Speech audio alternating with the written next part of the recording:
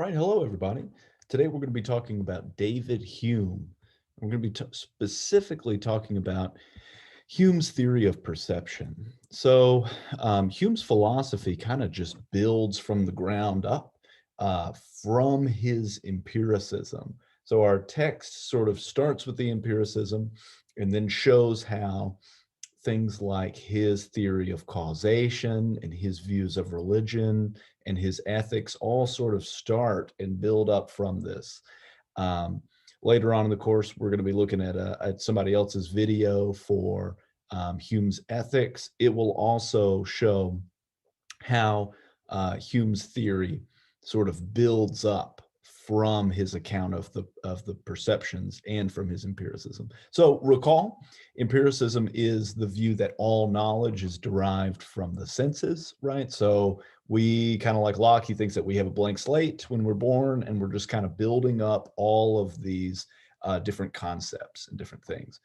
So for Hume, there are two kinds of perception. There are impressions and ideas. So an impression is the experience of a thing, right? Or the experience of something that we encounter, right? So if I'm standing next to a fire, I feel the heat coming off of the fire, right? Um, that would be an impression of the heat from the fire, right? I'm like, oh, I better back up. I'm going to get burned.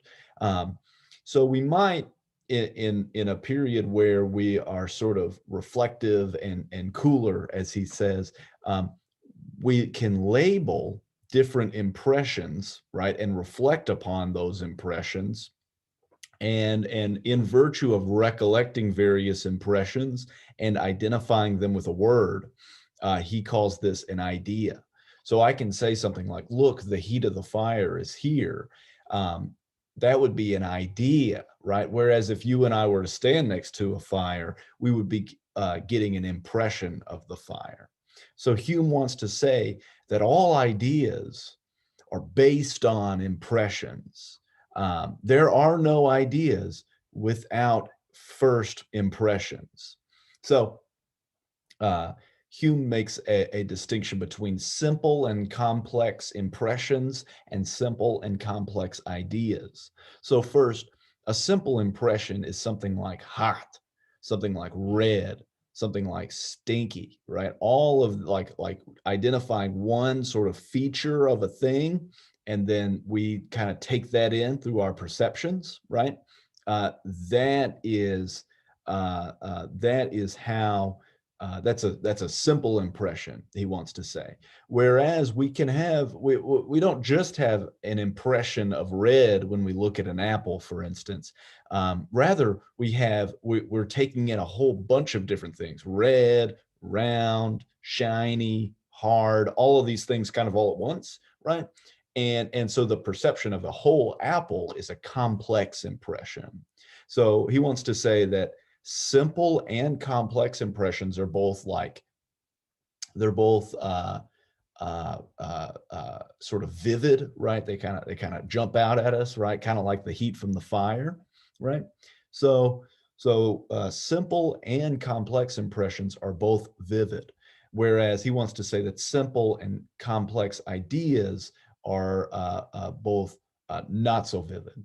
So a simple idea is just like something like when I say apple, right? An apple would be an example of a simple idea, whereas complex ideas, at least our text seems to indicate this, are when we start putting multiple ideas together, right?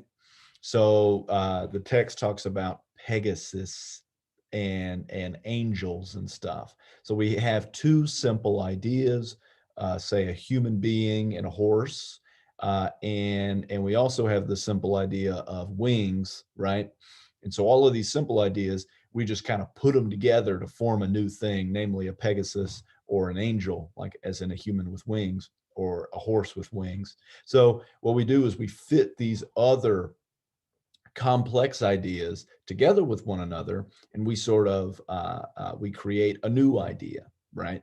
It's like cooking, right? We're putting together all of these disparate different things, right? And we're putting them all together to create some new complex idea. It's not clear whether all complex ideas have to be false. I'm sure that's not true, but many of them, our text seems to indicate, will be false. So, according to this lecture, we've talked about the distinction between impressions and ideas, and as well as the distinction between simple and complex impressions and simple and complex ideas.